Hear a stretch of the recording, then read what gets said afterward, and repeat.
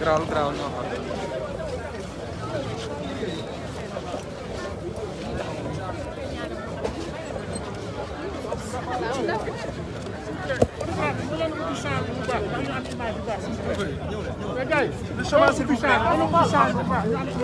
Nous allons faire la présentation d'abord. Hein. Le point de presse c'est après. Hein. Le point de présentation la ñuy def ba pare. Hein. Les journalistes, le point de presse c'est après. Hein. Nous allons faire la présentation d'abord.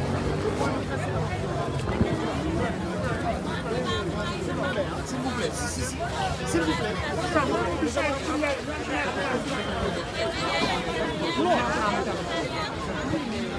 Vous savez, on est dans une période de politique.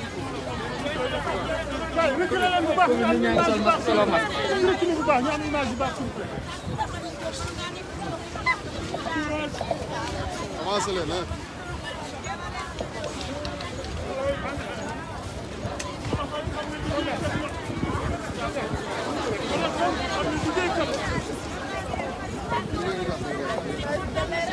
Grand, ñu leen di topp.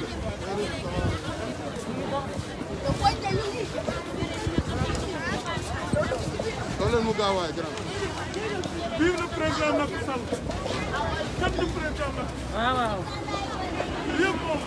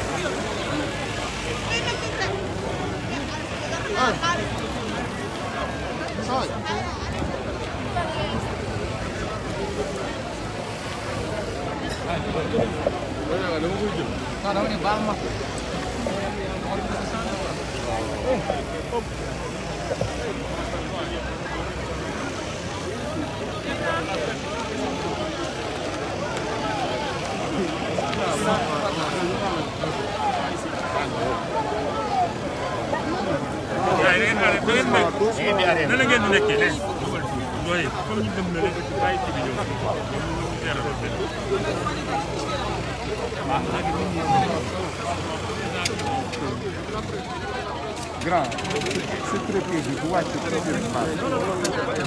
Barrière yëngulee nii yooyu li ñu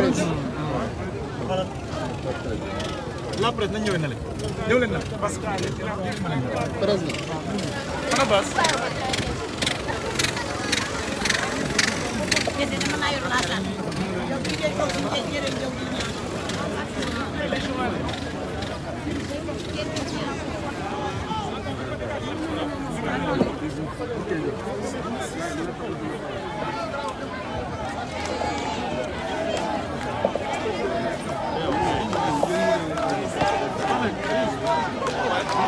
Chef, s'il vous plaît, nous allons faire la présentation. Le point de presse, ça sera pour après. Hein.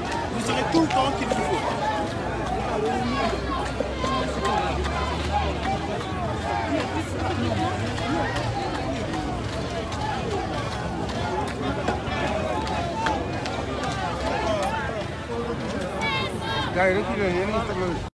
Non, attendez, monsieur le journal, s'il vous plaît. Monsieur Agéron, sur la présentation. S'il vous plaît, le panneau, s'il vous plaît. Alors, le panneau, chef, nous avons besoin du panneau pour faire la présentation.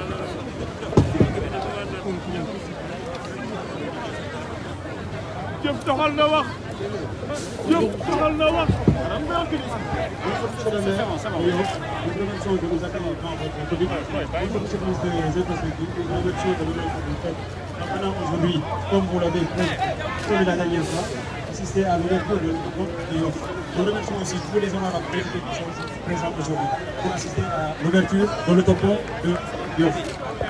Nous voulons juste revenir sur ce qui a fait la jeunesse et ce qui a motivé le projet des autoponts. C'est toujours en phase avec le PSE, notamment le volet infrastructure, pour améliorer la mobilité urbaine au niveau des grandes villes telles que Dakar.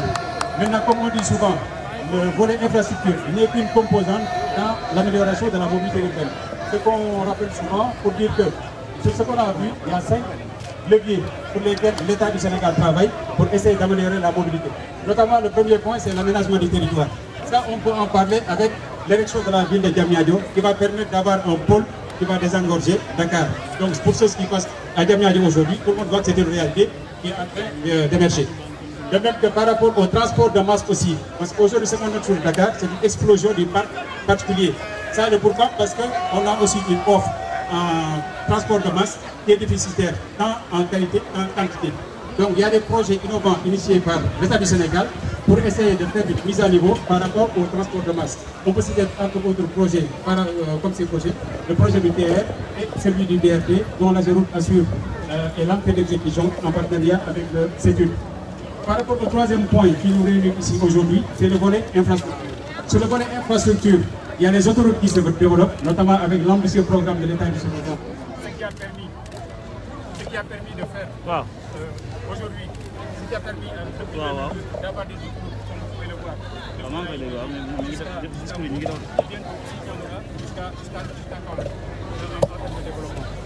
Toujours sur le volet infrastructure, on peut aussi citer un autre point de l'amélioration de la mobilité, on peut citer les autoponts que nous faisons à Dakar. On rappelle aussi souvent que le projet ne se limite pas aux autoponts, parce qu'il y a un volet non moins important aussi, constitués par des ponts. Je rappelle souvent l'exemple du pont de Marsassoum qui permettra de désenclaver globalement la région de Sédhiou, de Kolda, qui permettra aussi de modifier le projet cadre de l'État du Sénégal, notamment au niveau de Sédhiou, avec la boucle du Bougué et la boucle du Kalounaï qui est en face des démarrages. Le quatrième point, non moins important, sur lequel on insiste souvent aussi, c'est la régulation. Parce qu'on aura beau aménager notre territoire, on aura beau développer des transports de masse, on aura beau développer des infrastructures, derrière, si on n'a pas un système de régulation derrière, on ne verra pas l'efficacité et la rentabilité du investissement qu'on aura fait. Donc en termes de régulation, il y a deux volets. Le premier volet, c'est tout ce qui est régulation en termes de feu. Ce que fait souvent le CETUR, qui est un peu déficitaire au niveau de Dakar. Je pense qu'au niveau du CETUR, il y a une politique de feu qui permettra d'améliorer le système qu'on a aussi au niveau de Dakar. La régulation ne se fait pas uniquement de manière avec la police et la gendarmerie. Comme nous le souvent sur les 4 cours de Dakar, où on devait avoir des ouvrages, on n'a pas d'ouvrage. Aujourd'hui, on a la police et la gendarmerie qui nous donnent aussi une grande tête par rapport à ces points pour gérer les conflits. Le dernier point maintenant, non moins important, c'est le comportement des usagers. Parce que je le dis souvent, ce serait utopique de penser qu'aujourd'hui, on fait un ouvrage à Yoff avec un investissement conséquent que ça va régler les problèmes. Les problèmes ne seront réglés que le jour où les usagers auront la discipline pour respecter les règles pour qu'on puisse rouler correctement. Parce que l'État aura beau mettre des milliards sur ces projets, si derrière les populations ne suivent pas sur le comportement et sur le stationnement anarchique et l'occupation des emprises, on ne verra jamais l'efficience de ces investissements. Donc de manière ramassée, c'est les points sur lesquels on voulait encore insister. Pour le reste des autoponts, vous pouvez le voir quand vous allez sur Pikine. On va faire un cours aujourd'hui. On est en train d'avancer bien sur cet ouvrage qui permettra de régler le problème de conflit qu'on a en autoroute à péage, la route nationale et tout ce qui sort pour aller à Pikine, Guédiawaye et Parcelles. L'autopont qui devrait suivre, c'est l'autopont de Kermassar. Sur cet autopont, on en avait parlé la dernière fois. On est en train de travailler avec l'administration. Aujourd'hui, ce qui est le facteur bloquant, c'est la libération des emprises. Et ça aussi, bien qu'on travaille, on collabore bien avec l'administration territoriale, notamment avec le gouvernement, c'est les indemnisations des impactés.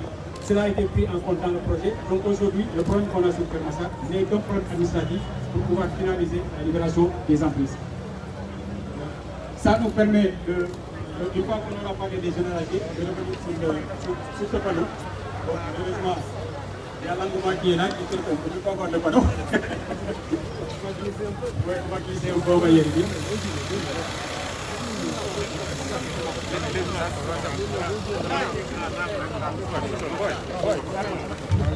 Non, ça va, ça va.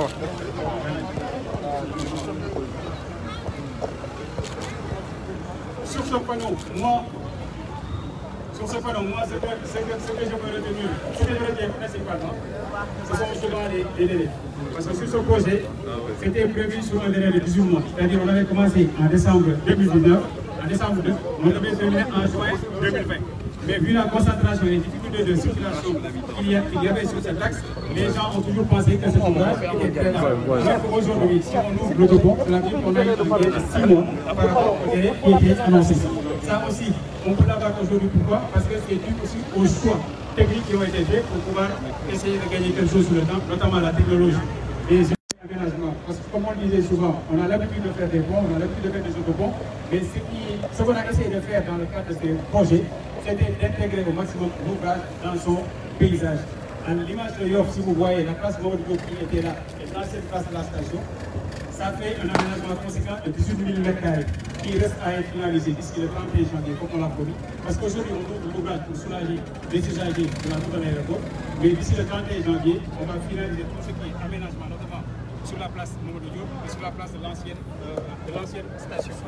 Cela nous permet de voir en termes d'aménagement ce qu'on a fait.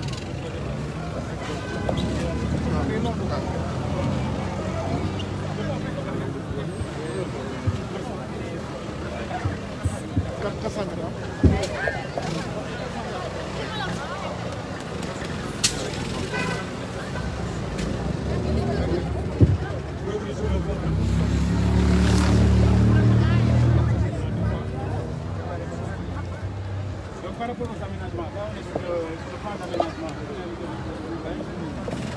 Le micro, il est à dos.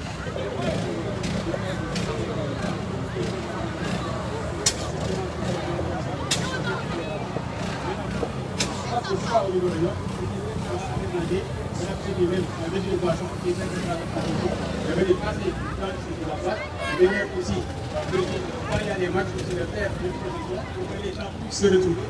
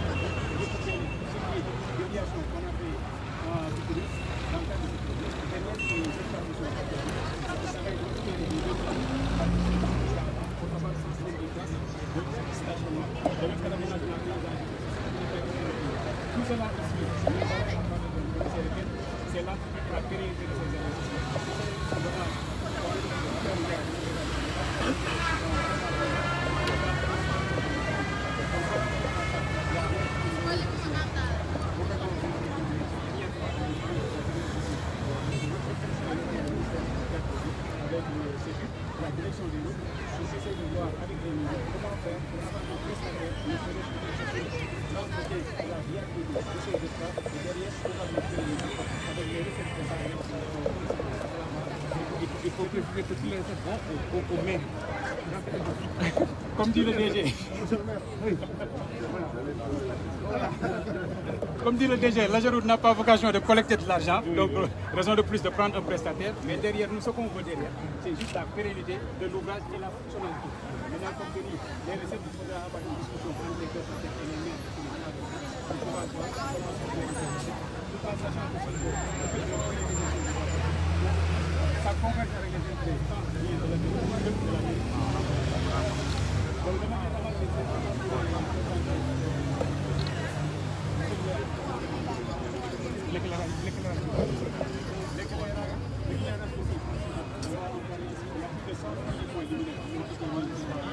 et ce qui a été ici,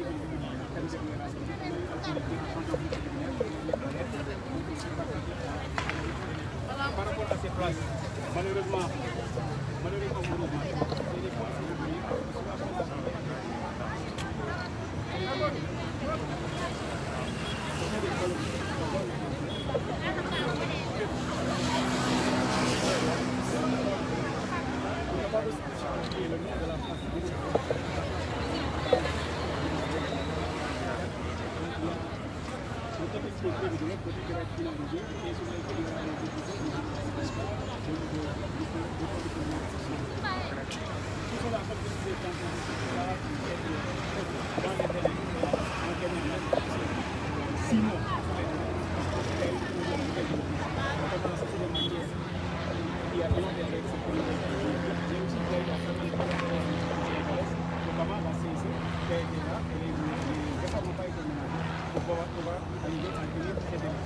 c'est l'occasion aussi de féliciter tous les ouvriers, tous ceux qui sont vraiment ici, parce que c'était la vérifier de jours comme de nuit, pour qu'on puisse tenir ces dates. Parce que c'est une chose de donner des dates, mais derrière, il y a tellement de contraintes pour participer dans les projets qui font que souvent on ne fait pas les dates. Mais ici, il y a une chose de tous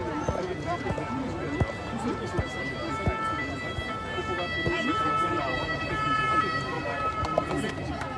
sociaux.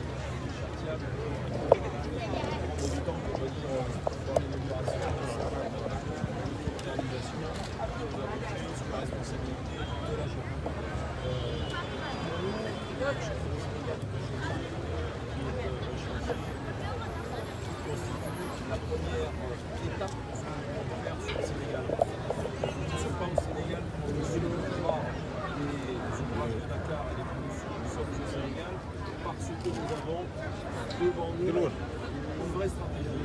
La première, c'est de pérenniser notre action et de continuer à trouver du travail vis-à-vis des travailleurs et ingénieurs sénégalais. Nous avons oublié parce qu'aujourd'hui, les ministres, nous avons un encadrement qui est à l'exception de 6 expatriés totalement sénégalais.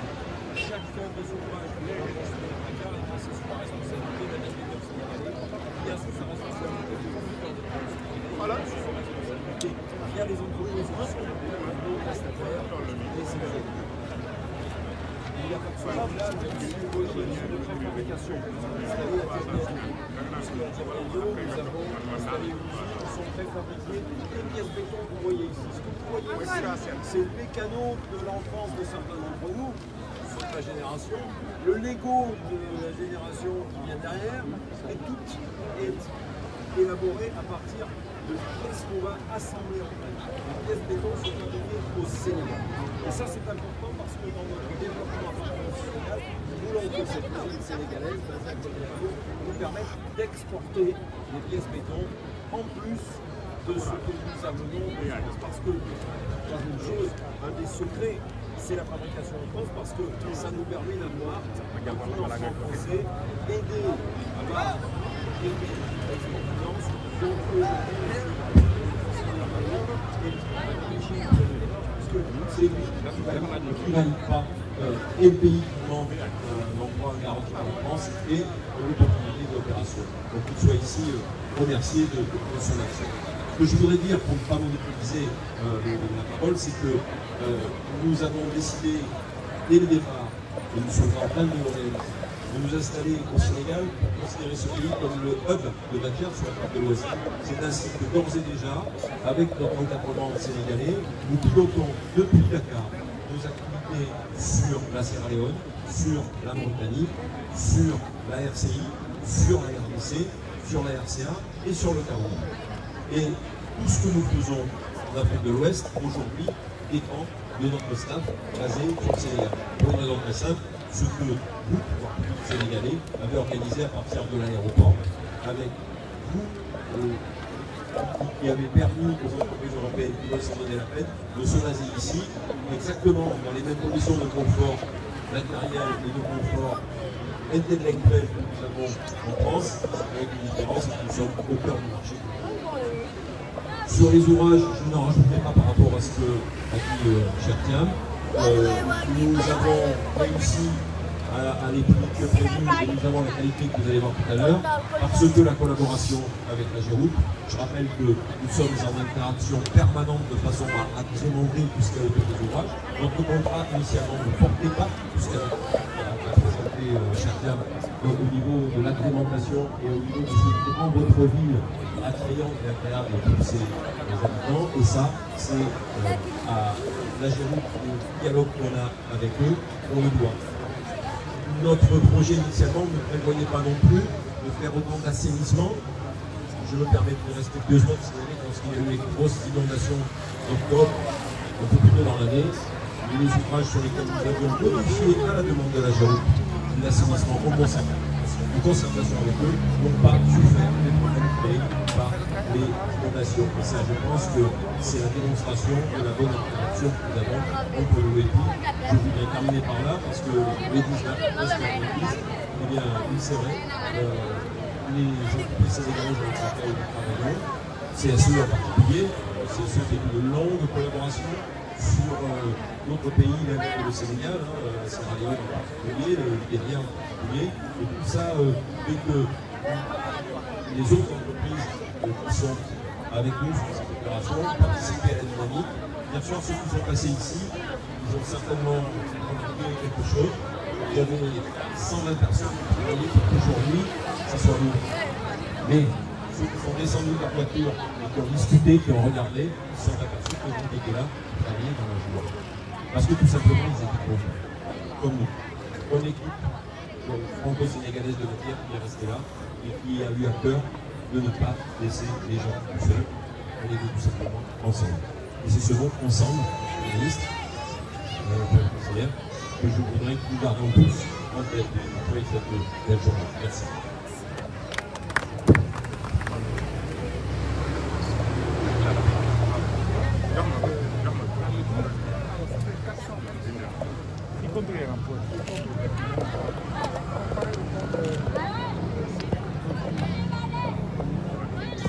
Saint-Lazare.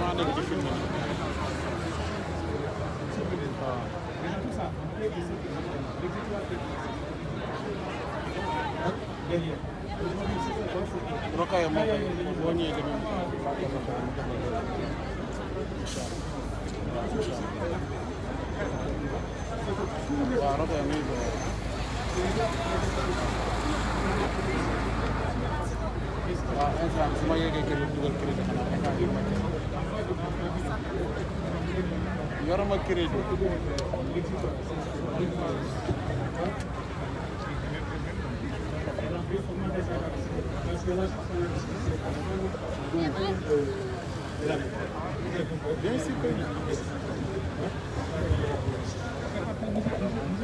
Monsieur le maire, ça fait partie des points que nous suivons. On a un programme spécial de suivi des points d'inondation à Dakar que nous suivons avec le reste. Et ce point-là en fait partie. Parce que il faut savoir que les victimes des inondations, ce sont les riches. Il y a des inondations pour 2020, on a perdu à peu près parce que 35 milliards à cause des inondations. On a beaucoup de choses. Donc nous voyons à ce qu'il y a des systèmes d'assainissement dans les autres domaines à chaque fois pour éviter la dégradation prématurée. Donc ça c'est un point que nous suivons et j'espère qu'en 2021 on aura une solution pour ce Moi, je suis en service. Mais ce que je prends là, je dois prendre. Sans rappel.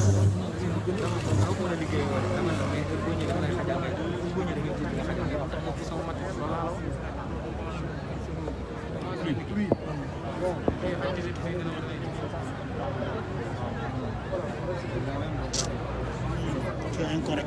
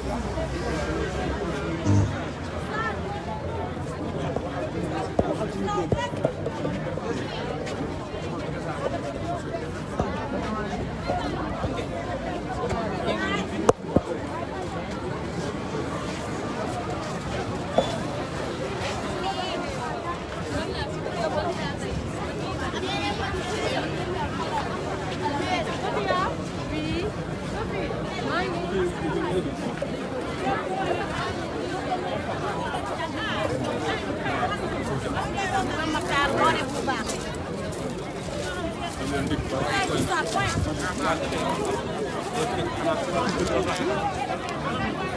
faut passer par là. Il faut passer par là. Voilà.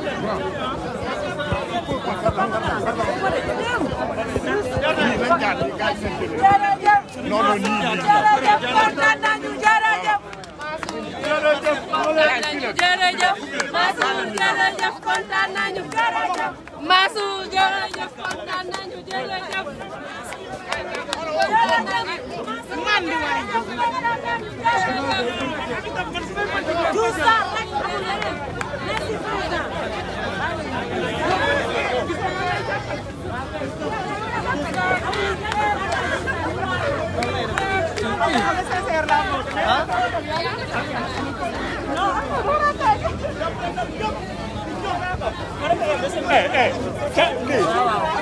noppi na waay neel daam mu jël micro bi wax waay. waaw. Allez Diouf Sarr Mansour. Merci le président Macky Sall. Macky Sall forever. Damay ko suñu ñëw. Macky jërëjëf kontaan nañu jërëjëf. Le lion. ab liggéey bu nangoo borom da koy fekk.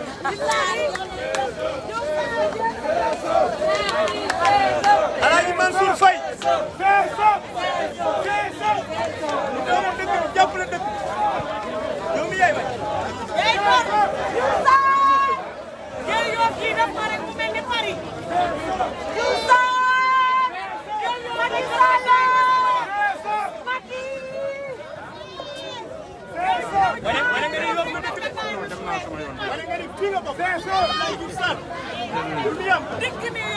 yow mi yaa xam sa bopp bu jaar ci pont bi tey. macha allah waaw. monsieur le ministre kontaan nañu. li nga faloo la yoo xam inauguration. li nga faloo la yoo xam inauguration. merci monsieur le ministre. Nord Foire yaa ñu may ndox yaa ñu may oto.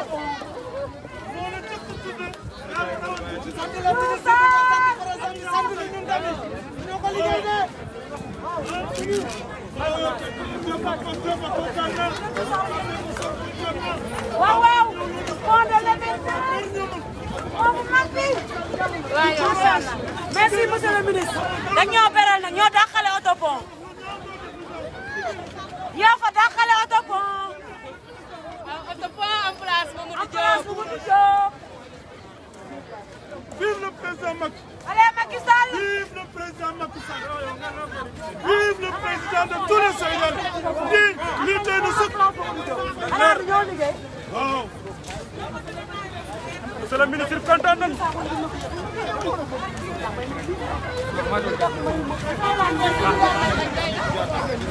jërëjëf kontaan nañu jërëjëf.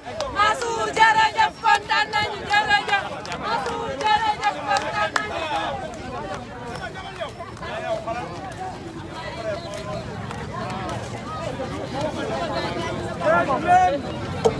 yaa ni woon ca Ndar jëf taxal na la faa bi ubbi ku ne. yaa ni woon ca Ndar jëf taxal na la. reculer bi day gaaw sinon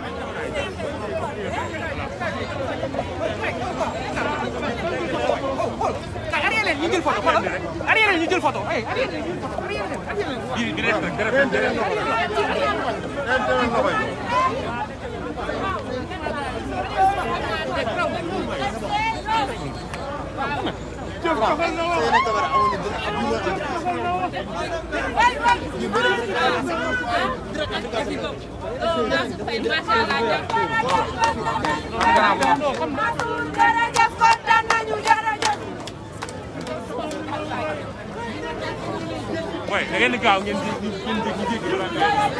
eh journaliste yi avancé leen avancé leen avancé leen avancé leen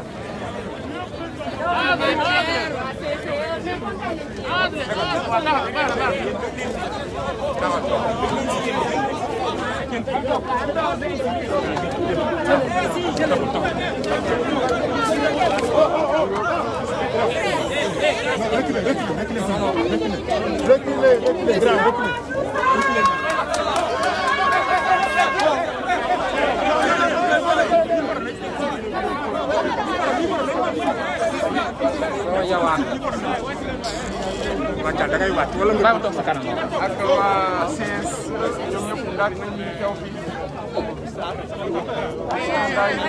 di tàmbali loolu nga xamante ni rek moom mooy inauguration solidarité seulement daal di yoon boobu nga xamante ni moom mooy nga xamante ni rek daal di koy tàmbali ci atum décembre 2019 jeex nag ci atum décembre 2020 yi ñu doon xaar ak noonu jege ko xam nañu def rek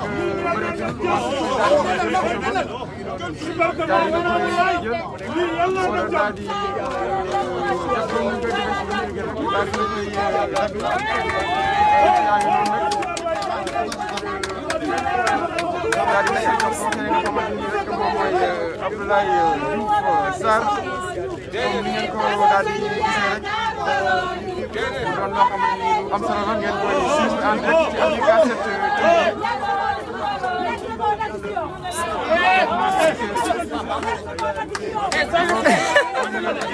daal di nay tàmbali nag léegi yëf yi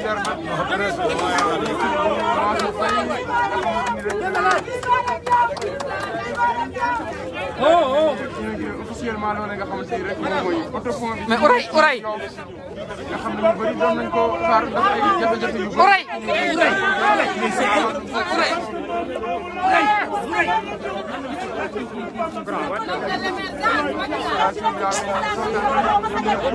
tata oray sa mbégte am solo ndaxte ñu bëri doon nañ xaar li ñu mel.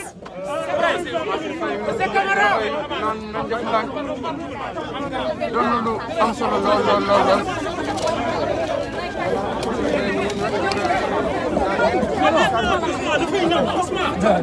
Mon frère yow mi photo doo ñu may doo am. non photo ma de vidéo laay jël. waaw ñun dañuy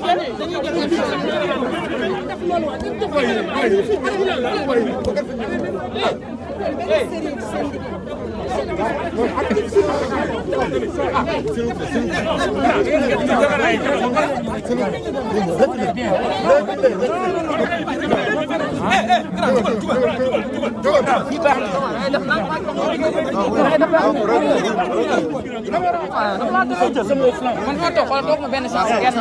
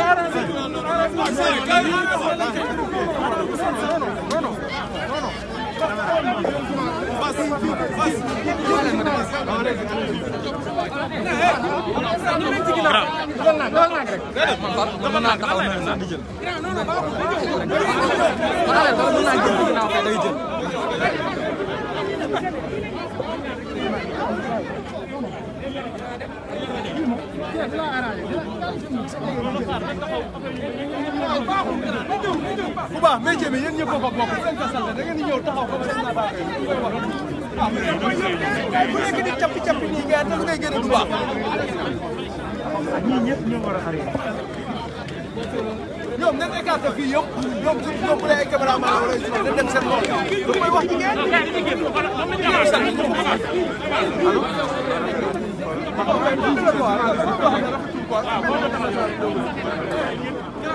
allo maa ngi nii moo sama loxo. joxe naa micro bi léegi.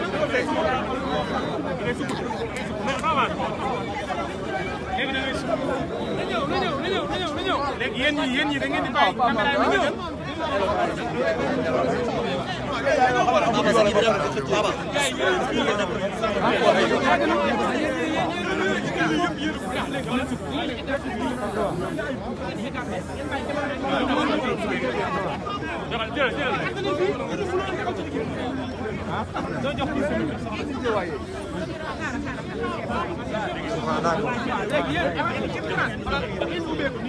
kii yor micro yi ngeen di jox.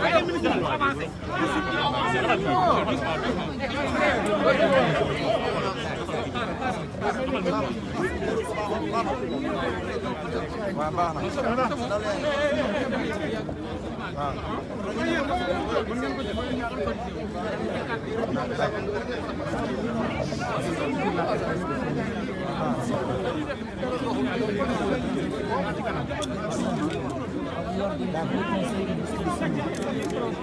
non jox ko mu téye loolu problème te la sim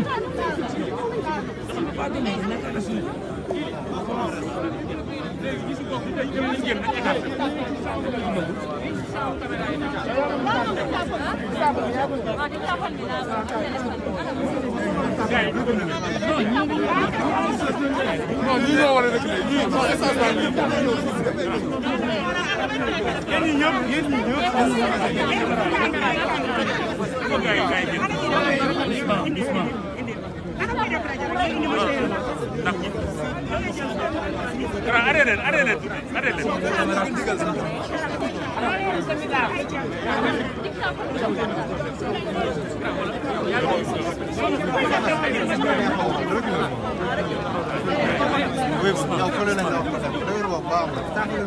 kon da ngay jéem a def suuf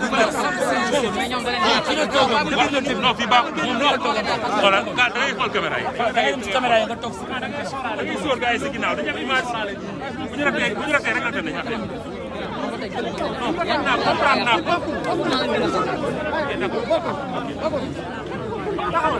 waaye nag bokkul da ngay wax lu fi nekk parce que bu fàttali leen gars yi non la yow nga égal sa fi ñëw tollu gars yi waaye da nga yow boo xamee da ngay wax da ngay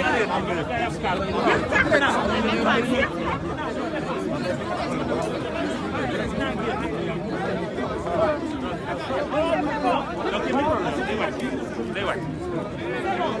waaw dafa liggéey bi day wàcc de comme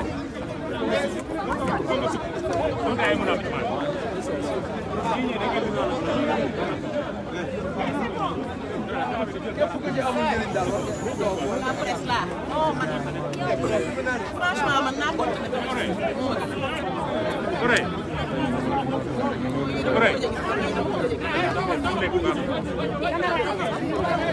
nekk baax waaye acca acca da ngay sukk sale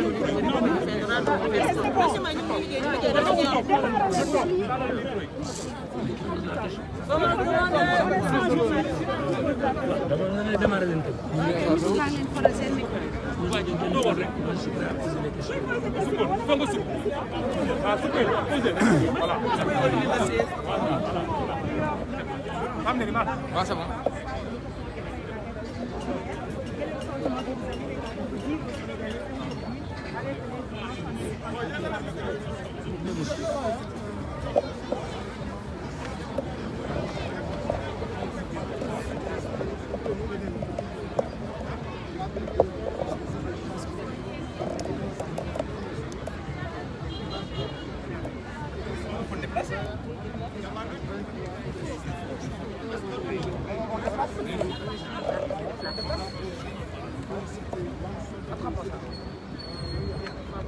Aliou jàppal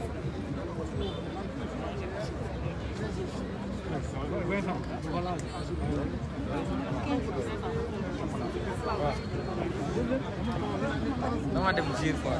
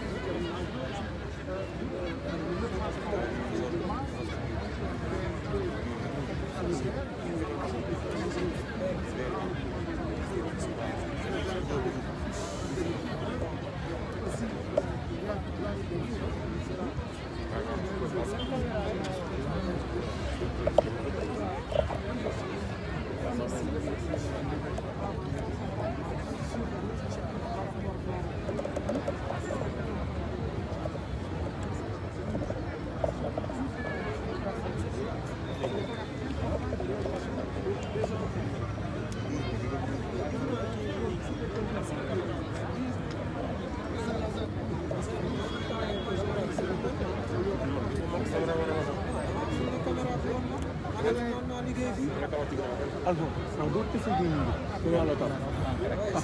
Ona ma w nauce.